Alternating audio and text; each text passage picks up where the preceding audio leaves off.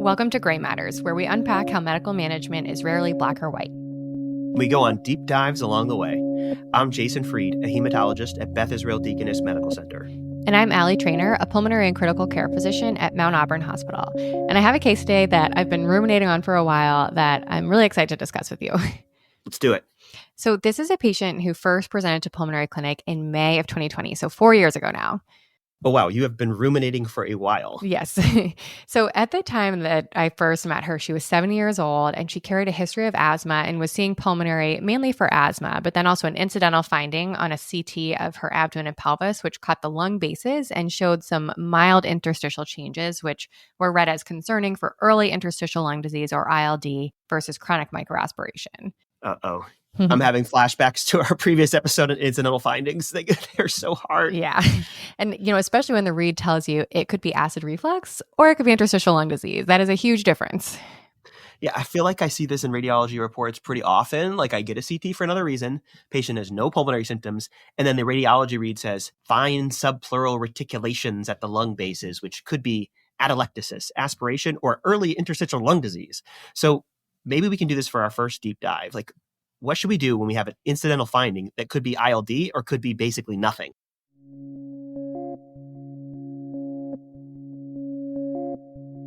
I think a key question with incidental lung findings, of course, is this actually fibrosis?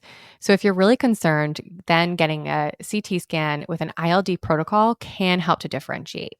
I sat down with Dr. Rob Hallowell, who's a pulmonologist at Massachusetts General Hospital and a specialist in ILD, to talk more about what's different about the ILD protocol. So the main difference is when we talk about ILD protocol imaging, there's two main features. It's not necessarily just the higher resolution, but it's one, doing supine and prone imaging. So when patients are lying supine on their back, the weight of the body puts pressure on the posterior parts of the lungs. And so that can cause mild atelectasis, which can really mimic reticular changes and subtle interstitial lung abnormalities. And so then the radiology technician will have the patient then flip over and lie in the prone position and repeat the imaging. And so if those changes go away, it's not true interstitial lung disease. So does this mean that every patient who has subtle changes should be getting an ILD protocol CT scan? Like, it seems like a lot of extra studies, and I feel like it's even more radiation. Yeah, great point. So, there are some CT scans, for example, a CT angiogram that's always done in the expiratory phase. And so your lung parenchyma, for lack of a better term, is just kind of squished together. And so we often see these subtle changes in CTAs that are really just atelectasis, and not all these patients need an ILD protocol.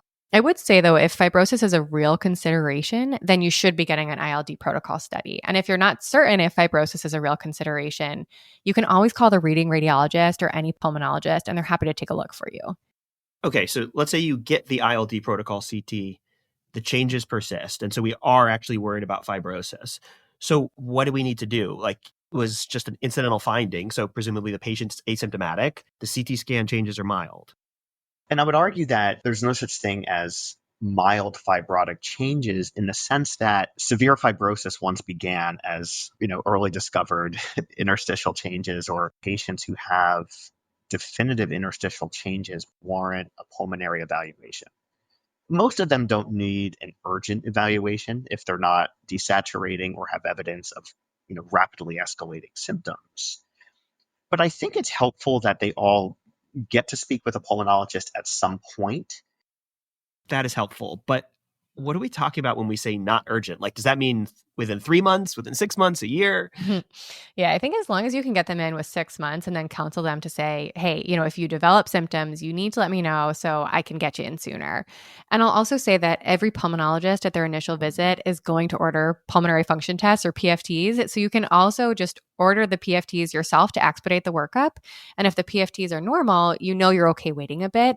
And if they're abnormal, you can reach out to the pulmonary team for a sooner appointment. Okay, just to make sure I'm following. Incidental finding of interstitial abnormalities. It could be ILD, but also could be something like atelectasis or aspiration. If it's an incidental finding with no pulmonary symptoms, you can call radiology or pulmonary to ask them how worried they are about ILD. And if worried or uncertain, you can go forward with this ILD protocol CT scan. If that shows these are real interstitial changes, then that patient should see a pulmonologist. But if they're asymptomatic, it's less urgent. And you can think about ordering them for PFTs in the meantime. Perfect. Okay. So back to your patient. So she was already plugged in with pulmonary because she's seeing you, and she had a follow-up plan to get repeat pulmonary function tests in 6 months and to monitor her symptoms. So what happens with her next? So unfortunately, around the time that she was supposed to have her repeat PFTs and appointment, there was another spike in the COVID pandemic. So she canceled her appointment. And then after that, she was lost to follow-up and didn't come back in until about 2 years later. And I got PFTs at that point, which unfortunately showed a significant decline in her FEV1 and FVC. So I got a repeat CT scan, which not surprisingly showed progression of diffuse interstitial lung disease.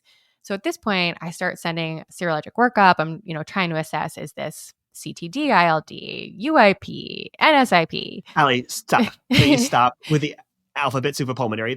There's just so many acronyms. I cannot. Yes. I'm sorry. I'm getting ahead of myself.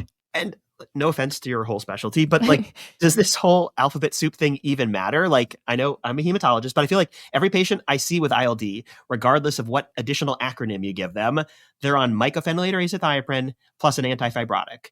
And then when they come into the hospital, you give them mega doses of steroids. So at least to me, it seems like they all get treated the same, regardless of which part of the alphabet soup they are. Okay. You do have a point there. But let's dig into the alphabet soup a little bit more for deep dive too, and really dive into how important is it to differentiate the different types of ILD.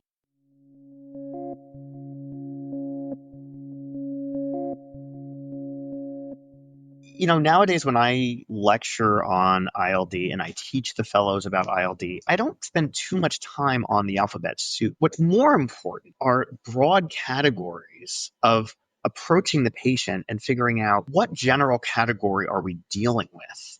Because more often than not, that is what drives therapy and patient action and physician action. And that's what's clinically relevant. Okay, this is good. So if I don't need to know the alphabet soup that well, what broad categories should I know about? Yeah, I'll let Dr. Hallowell flesh this out a little bit more, but the broad categories are 1, infections that can mimic ILD, 2, exposures, which includes both environmental and medications, 3, autoimmune diseases, 4, syndromes, which include things like sarcoid and Langerhans, and then 5 is the true idiopathic interstitial lung diseases. So the main sort of buckets under the umbrella that we think about when we're going through sort of the ILD algorithm in general include infections. So there are infections that can mimic interstitial processes. And then we think about exposures, so environmental exposures, both organic and inorganic. We think about medications, right? So there are medication exposures that are notorious for causing interstitial processes. We think about autoimmunity, right? So all the rheumatologic diseases. So almost every connective tissue disease causes interstitial lung disease with some very rare exceptions. And then you have your sort of syndromes and idiopathic things. I would lump sarcoid there, amyloidosis, Langerhans as sort of your own little entities. And then all the idiopathic interstitial lung diseases, your idiopathic NSIP, your cryptogenic organized pneumonia, and your idiopathic pulmonary fibrosis, recognizing that you really have to do your diligence before you get to put the idiopathic before it in case you've missed something. Okay, this is helping to clarify, but it seems like maybe Dr. Hallow was starting to add in a little bit of the alphabet soup when he was getting into the idiopathic category. Yeah, so in that bucket, he started mentioning organizing pneumonia, you'll hear this as COP or OP, the idiopathic nonspecific interstitial pneumonia or NSIP, and then idiopathic pulmonary fibrosis or IPF. And we'll get to why that's relevant to distinguish once we get into treatment. Okay, so anything else we should know about these big buckets of ILD? I think I would just like to emphasize, what Dr. Hallowell said about the amount of work required to really do your due diligence before labeling someone as having an idiopathic process. This requires social history, physical exam, serologic workup, potentially a bronchoscopy or a biopsy. And this is where the expertise of the pulmonologist really comes in. So we're simplifying it a lot here, which I think is necessary and helpful, but there's a lot to do before you can label someone idiopathic. I love taking the social history for a pulmonary patient. Like you get to ask them all these obscure questions about their pets and about their jobs. Yeah, same. It's the best.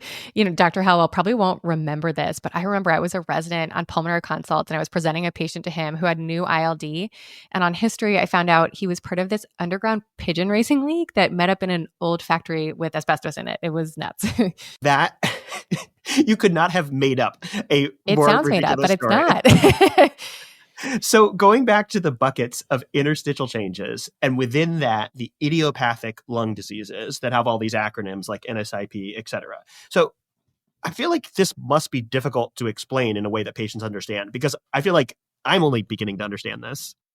Because I think what happens 9 times out of 10 is patients come into clinic, certainly into my clinic, they all come to me saying, I know I have idiopathic pulmonary fibrosis and I only have 3 years to live. And the majority of the patients actually don't have idiopathic pulmonary fibrosis. They've seen the word fibrosis used somewhere on the report, or somebody has mentioned it to them, and either a provider or Dr. Google has told them, this is what you have, and this is the life expectancy. And all of that is incredibly inaccurate. And that can lead to a lot of anxiety, lifestyle changes that are inappropriate, et cetera. Yeah, this definitely happens in my specialty. Like people hear cancer and immediately think the worst. I think the language you should be using is that, there is an interstitial process here. There are many different flavors, right? There are many different breeds of dog, right? They all bark. They all need to be walked. But a Chihuahua is not a pit bull. And the distinction is critical. And right now, we just hear something barking, right? We don't know what we're dealing with yet. And the details matter. And I think managing expectations and being careful with the verbiage we use is really important, because by the time they come into our specialty clinics, our niche clinics, our ILD clinics, it's really hard to walk some of this back, and can impact how we treat patients, what patients are willing to try, and reframing this. That dog analogy is a great way to frame it. Yeah, I'm definitely stealing that. But anyway, getting back to your point about it seeming like regardless of which ILD diagnosis a patient is given, they all seem to have the same treatment, which honestly is a pretty fair assessment. But I will say that determining the subcategory is still important, because if there's an exposure, we eliminate the exposure. If there's an underlying rheumatologic disease, we treat that. But when it gets down to treating the ILD itself, we really do only have 2 classes of treatments: immunosuppression and antifibrotics. Okay, that makes sense. So maybe for deep dive 3, we can talk about those treatments for interstitial lung diseases. That's a great idea. Let's start with the antifibrotics. Just a quick word from our sponsor, Factor. Our family uses it every single week, and we really love it. It really started with my husband and I sitting down and talking about how we've been in survival mode. And unfortunately, most of our meals started becoming processed foods. And so Factor meals were a real game changer. Factor has ready-to-go meals from a team of dietitians and chefs. No prep work, no cleanup, just heat, enjoy, and eat. Recently, we tried their garlic herb salmon. Oh, so good. It was restaurant quality. We didn't feel heavy or sluggish afterwards. And on top of that, we felt good that we had a good serving of veggies. They have a rotating menu of 40 different options. Whether you're into keto, calorie smart, protein plus, or something else entirely, you'll find something to kind of stay on top of your goals. And Factor isn't just meals. They have smoothies, breakfast, just grab and go snacks to kind of keep you on track.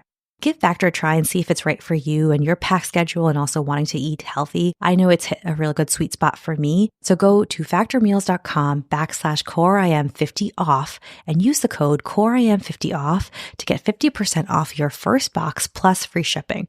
That's the code CoreIM50off at factormeals.com/CoreIM50off for 50% off and free shipping on your first box. And with that, let's get into the episode. So the antifibrotics, they were, there's 2 on the market right now. The brand names are Esbriet and Ofev, or pirfenidone and nintedanib. Prior to that, when I was in training, when I was a med student, resident, et cetera, we had nothing. So if you had progressive fibrotic lung disease, it was a death sentence. We had all these trials looking at things like immunosuppression, et cetera. They all failed. And how well do these antifibrotics work? None of them reverse fibrosis. So both of those agents, they're considered to be equal in efficacy. They both have been shown in many, many trials to slow the decline in FVC. So the cohorts of patients, they all continue to progress over 52 weeks. Their FVCs all go down, but the decline was roughly cut in half for the cohort as a whole. Now that means some people stabilize, some people continue to get worse, but on average, the FVC decline was cut in half. Okay, so unfortunately, we can't reverse the fibrosis, but we are adding quality years with better lung capacity, especially if started early. Exactly. Obviously, it would be great if we had something to reverse disease, but it seems like we're at least doing something much better than before we had antifibrotics. This seems great. Yeah, it's made a huge impact for our patients with fibrosis. The one thing I'll add, though, is that it's important to know that these have a lot of GI side effects. They're pretty common and they can be pretty distressing. It's mainly diarrhea, but some patients also get nausea. We do have some ways to address this, including antidiarrheals and dose titration, but overall, something that patients and people taking care of them should be aware of. The other thing is that these patients also need labs to monitor for hepatotoxicity. Okay, so no free lunch like most things. And who are you giving these antifibrotics to? So the original study looking at nintedanib only assessed its effect in patients with IPF, idiopathic pulmonary fibrosis. So that's where we started. But in 2019, there was a trial published called INBUILD that showed nintedanib was effective in patients with progressive pulmonary fibrosis of any etiology. Okay, so anyone with progressive pulmonary fibrosis, regardless of the alphabet soup, what acronym they have, they're a candidate for an antifibrotic. Exactly right. Okay, this is more straightforward than I thought. And like, what about the other category, immunosuppression? Like, what do we typically use and who gets the immunosuppression? So the most common agents used are mycophenolate and azathioprine, and both have their downsides, need to be monitored, but in general, they are better than being on long-term steroids. I feel like I have seen patients with ILD on steroids, though. Yeah, so there's really kind of two reasons you'll see patients on steroids. So if someone has a flare, then we'll burst them with steroids. And also if someone has a new ILD presentation that's pretty severe, we'll start them on steroids up front to try and calm down any inflammation while we're waiting for those steroid-sparing immunosuppressions to take effect, because that can take a few weeks. Okay, and do you give immunosuppressants to all patients with ILD? Not quite. So this is where it gets a little bit more tricky. So most patients with ILD will get immunosuppression based on CT findings or the underlying etiology. But the one really important distinction to keep in mind, and this is where the alphabet soup comes in, is that patients with IPF should not be getting immunosuppression. Idiopathic pulmonary fibrosis, currently the only treatments we are using are antifibrotics. All the other categories, depending on how the patient is progressing and with what pattern, may get immunosuppression, may get antifibrotics, or a combination of the two. And I'm guessing there's some large pulmonary trial that taught us not to use immunosuppression in IPF? Exactly. So there was a study called the Panther trial, which compared placebo to what was considered the standard treatment at the time. And so that treatment was a combination of three things: azathioprine, prednisone, and N-acetylcysteine. And this trial showed that there were significantly more adverse events and significantly more deaths in the treatment group. And it was significant. There were 8 deaths for every 1 death in the placebo group. And so it's been extrapolated from this that we do not give immunosuppressants to people with IPF. And so our only treatment for them is antifibrotics. Okay, so I want to try and summarize to make sure I have this correct. So you've got a patient with confirmed interstitial lung changes, and first thing you're going to do is try and divide it into one of these 5 broad buckets of ILD, including infections, exposures, autoimmune diseases, specific syndromes like sarcoid, and then there's this idiopathic category. And then for treatment, we have immunosuppression and antifibrotics, and all patients with progressive pulmonary fibrosis are candidates for antifibrotics, and then patients will likely also get immunosuppression unless they have IPF.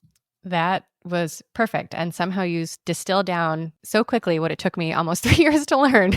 So great job. But I stopped you earlier when you were getting into the alphabet soup possibilities for your specific patient. So did you end up nailing down a specific diagnosis for her? We did our due diligence with our history, exams, serologic workup. There was nothing. So she ended up in the idiopathic bucket. And based on her CT findings, we ended up diagnosing her with idiopathic NSIP, or nonspecific interstitial pneumonia. Idiopathic, nonspecific. Such a clear diagnosis. I know, right? Okay, so let me try and flex my new pulmonary knowledge here. So it sounds like she might warrant some immunosuppression since it's non-specific interstitial pneumonia and not IPF. And if I remember correctly, you said she had a significant decline in her PFTs. So she's progressive, and so she should get an antifibrotic as well. Perfect. So for her, she had a lot of ground glass opacities on her CT scan, which suggested to us a lot of active inflammation in addition to the fibrosis. So our priority was getting her on an immunosuppressive agent, and we decided to start her on mycophenolate mofetil, or MMF. It's one of my favorite medications. It's fun to say, it's fun to give. I spent a lot of time during our visit counseling her on what the indication for the medication was, the possibility of the GI side effects, and also the need for lab monitoring. And for any listeners who aren't prescribing mycophenolate so often, for most autoimmune diseases, we're checking a CBC with differential 1 to 2 weeks after we start, and then about every 6 to 8 weeks after that. And that's primarily to look for neutropenia, although other forms of bone marrow suppression can also occur. And so she leaves the office that day, and she's supposed to get a same-day baseline CBC, but she leaves without getting her labs checked. I try calling her several times, but she doesn't answer. Her voicemail box isn't set up. And I've also already sent over the prescription for the mycophenolate, and she gets her medications in blister packs. So she's going to be taking it. And I'm guessing if she left without getting baseline labs, I'm pretty worried she's not going to be coming in for her monitoring labs. Ugh, that's concerning. Yeah. So I tried calling her several times, no answer, and she didn't call back. So I tried calling her daughter, who said that the patient is really bad with her phone and she doesn't answer when her daughter calls either. So I called her assisted living, and she's a private resident there. But fortunately, I got a kind nurse who walked down to the patient's home and called me from her own cell phone. And so when I finally got a hold of the patient, she said that she doesn't know how to answer her phone, she doesn't know how to check voicemails, and traveling into Boston to get labs done is too difficult. Yikes. There's more. So I called her PCP to see if he would be willing to get the labs because she does go there more frequently and it's easier for her to get to. And he said he'd be happy to, but she often misses her appointments and he also has trouble getting in touch with her. So this is the point where I felt really torn because this immunosuppressive medication could really help her, but if not monitored appropriately, it could really harm her. Oh, man. I'm trying to resist my urge to talk about dice rolls here because I really do not know how to do the Markov analysis. Like, what is the probability of benefit from this medicine? What is the probability of harm? And what is the marginal utility of each? And then how does that compare to untreated SIP? Like, my brain is going to explode trying to decide the right thing to do. Yeah, it's so hard. And I think one of the things I was struggling with the most here is that I felt like there must be some way to get the patient the treatment that she needed, but I just couldn't do it. And I was banging my head against the wall. So for Deep Dive 4, I wanted to go a bit more into what can we do when our patients are having trouble getting the care that they need. And so I reached out to Dr. Kelly Graham, who's a primary care physician at Beth Israel Deaconess in Boston, to help me out.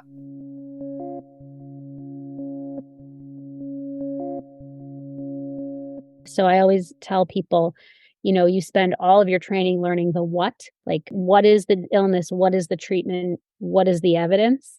And then there's this whole other stage of your career where you have to learn the how. How do you get the inhaler into the patient's house, into their mouth, pumped correctly, and then paid for? How do you do that in the context of their family, community, orientation? And we don't spend a lot of time learning that in residency or in fellowship. And so we're left kind of, when a patient like this comes in, these are the hardest patients I found early in my career to take care of because I felt like I had, I was bringing a screwdriver to a cooking class when I needed a spatula. So that's actually a really frustrating place to be in as a physician. Oh, I relate so much to bringing a screwdriver to a cooking class. Like, even the most knowledgeable, evidence-based screwdriver does not help you cook. Yeah, a really helpful piece of advice Kelly gave is to think of the patients in terms of where they are on Maslow's hierarchy of needs. Ooh, I love that. Before we jump in, though, can we just go over that for anyone who might not have heard of that before or it's been a little while? Yeah, so it's this pyramid of human needs, and you kind of start at the bottom and work your way up. And so the bottom is the most basic survival needs, and then at the top are the more creative or intellectual needs. Right. So the bottom of the pyramid includes basic needs like food, shelter, a job, health. And then at the top, the pyramid, it's things like social connections, sense of purpose, self-actualization. This patient, I would argue, is probably at one of the bottom 2 levels of that 5. This is a patient who's thinking about basic needs and resources. She's thinking about transportation. Her health literacy is quite low. She's not able to get up there with you where you need her to engage in pretty risky treatment for a really difficult to understand illness. And so what I would be doing is kind of going down and back up with her, try to figure out where she is at that level and addressing those needs actually first in parallel with prescribing medications. It's not that you're going to delay treatment, but if you're not sort of doing that, like you're trying to drive over a chasm without a bridge, right? Like you need to build that bridge so the patient can meet you there. And sometimes you can never get quite up high enough for patients to be engaged in their treatment with you. But I would be trying to address her basic needs so that I could ever hope to be at the level of getting to the point where I can give her advanced complex treatment for an illness like ILD. This was so helpful because I'm thinking about mycophenolate and lab monitoring, and she's thinking about her next meal and how she's going to get to the store. I feel like this comes up all the time in the hospital too. Like we're getting ready to discharge a patient and I'm asking them if they have any medical questions and they're asking about taxi vouchers and if they're going to get home in time to feed their dog. Totally. And when Dr. Graham gave me this framing, I felt really inspired, but also initially a little paralyzed because I did not feel equipped to help her out with the things she really needed help with in order for her to be able to take this medication. There's a wonderful pie chart that you can pull up on Google, and genetics and clinical care account for something like 15% of the disease burden that our patients are dealing with. And the rest is all social determinants of health. It doesn't matter if you're a cardiologist or an endocrinologist or whatever, right? It's a massive part of what we do that we turn a blind eye to. And as long as we're doing that, we're not really meeting our potential as physicians. This is why I need a spatula at cooking class. I think that the truth of the matter is that we have drawn sort of some false designations over who does what in internal medicine, the inpatient doctor versus the outpatient doctor, the specialist versus the generalist. But the vast majority of us are going to be like you and I, sitting in a clinic, taking care of patients over a long-term period. And as long as we continue to say, social medicine belongs with primary care, we don't embrace this as part of fellowship training, as part of an ambulatory skill set that fellows need in addition to a residency skill that primary care doctors need, right? So it seems like our job as specialists is at minimum to identify these barriers to care and then also do what we can to partner with primary care to see where there might be resources to help these patients. Like, I know primary care offices are often stretched so thin, but sometimes they can help with engaging resources that specialty clinics might not be as connected with. Yeah, a key point Dr. Graham emphasized to me is that it's everyone's job to try to identify these barriers. And if you or your clinic are ill-equipped to help, you can always reach out to the PCP to partner with them on these issues. So ultimately, I did end up deciding that with difficulty getting in touch with her and obtaining labs, it just wasn't safe to prescribe her this medication. And so I called up her pharmacy and took the mycophenolate out of her blister pack and just left her ILD untreated. Oof, it's so hard. Like it sounds like you did everything possible to get her the medication safely, like honestly above and beyond. And that at the end of the day, it feels so risky to just leave her on this medication that she could be seriously harmed from if she's not coming in for monitoring. Like neutropenia is a real concern. She could have a serious infection. Definitely. And yeah, at the same time, I was pretty conflicted about this decision. But after talking to Dr. Graham, I felt much better because I understand she needed to meet her basic needs on the bottom level of Maslow's pyramid, and she just wasn't there. And now I have the tools to think about patients with this framing and try to get them the necessary care. But at the end of the day, I was still unable to get her what she needed in order to make sure she was able to take the medication and take it safely. Yeah, I think maybe the one aspect of the conversation we're missing here is that this isn't that she's never going to get the medications, or we hope. I mean, you tried to give it with where she's currently at, and it wasn't possible. But the hope is this is just a pause so that you can continue to try and address her barriers and try again to give her the medicine safely. Yeah, that's such an important point. I think you're so right. But I also couldn't help but think about another aspect that was challenging is that what do you have when you have two patients with the exact same disease? One has resources and health literacy, and they can take the medication no problem. The other patient, same disease, but no resources, health literacy is limited, and they just can't take the medication. It just feels so wrong that one patient can get the treatment and one can't. And I don't know how to reconcile that. So for Deep Dive 5, I want to dig a little bit more into how we might think about these situations.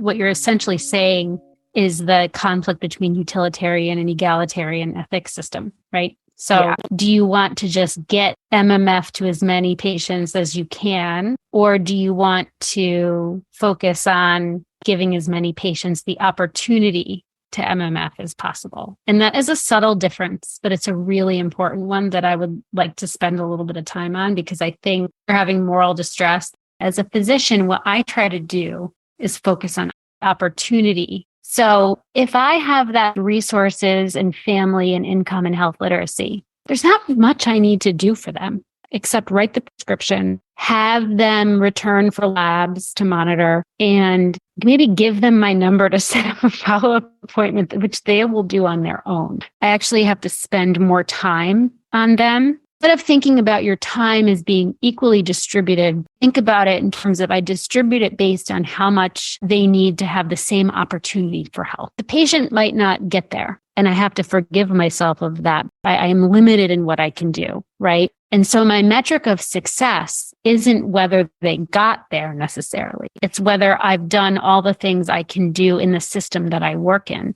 which is limited, to get them to the same place. And I can go to sleep at night feeling good at that. And if they come back the next day and they still haven't taken their medication, I just kind of back down, go back up. What happened? Where was the barrier? Why weren't you able to do that? And you just keep at it. You address what you can. And at the end of the day, that's how you measure your success as a physician. This is such an important point. And I feel like this circles back to what we were talking about before, where in medical school, we learn the what. Like, what is the diagnosis? What is the treatment? But in reality, the harder part is often the how. Like, how do I explain this to the patient? How do I get them the medication? Completely agree. And what I took away from my conversation with Dr. Graham was that although getting the patients the resources they need to get the care they need might not always be the purview of the physician, it is our responsibility to help recognize these barriers so we can get patients what they need in order to increase their opportunity to be able to get the treatment that they need. Well said. But the hard part for me here was also that I felt like I was being a little paternalistic when I took the medication out of her blister pack. It wasn't safe for her to take it, but I was also unilaterally making the decision to remove it because it was so hard for me to communicate with her. So I stopped treating her ILD and she didn't even know. I don't think that when you removed the medication from her blister pack, that what you did was paternalistic. I think that as physicians, we also have to have boundaries for how we engage in care.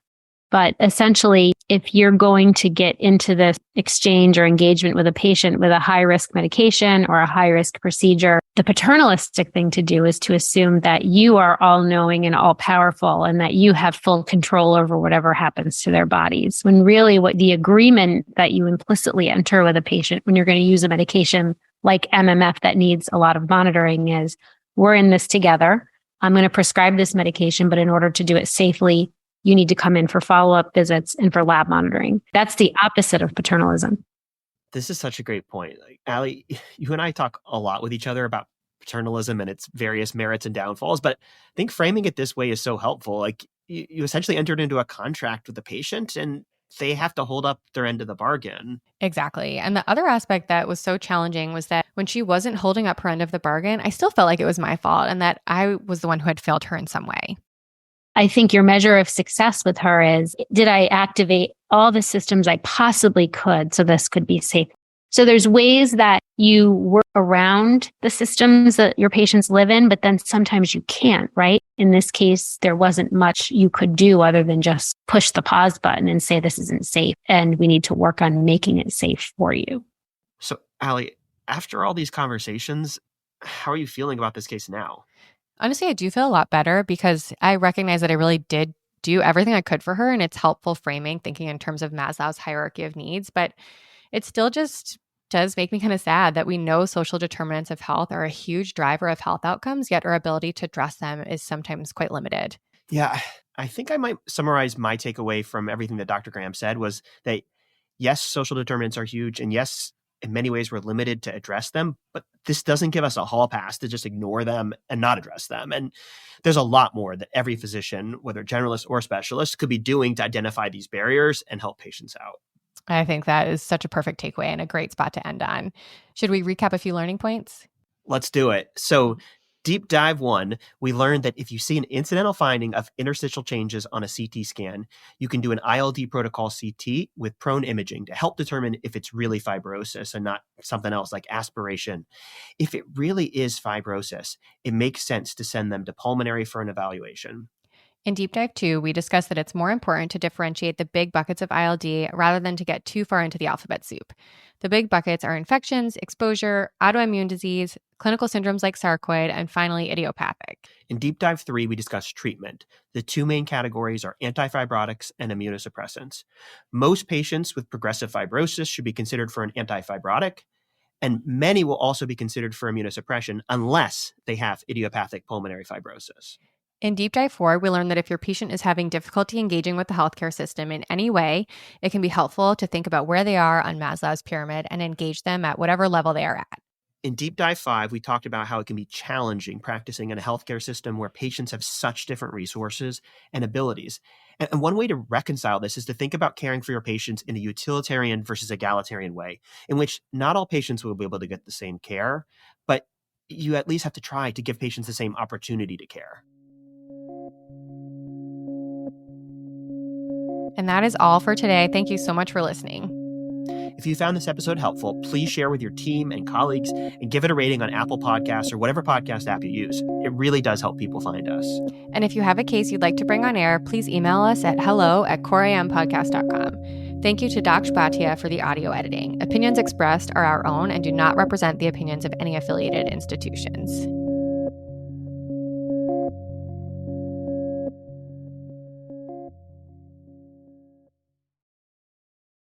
Hello, my name is Jorge Gaviria, and I'm the founder of Hacienda. We partner with farmers in Mexico to bring heirloom corn products to every kitchen. With my Spark Cash Plus card from Capital One, I earn unlimited 2% cash back on every purchase. And it has no preset spending limit, which means my purchasing power adapts to my business needs. My Spark card helps me fulfill my mission of bringing masa to the masses. Capital One, what's in your wallet? Terms and conditions apply. Find out more at CapitalOne.com/SparkCashPlus.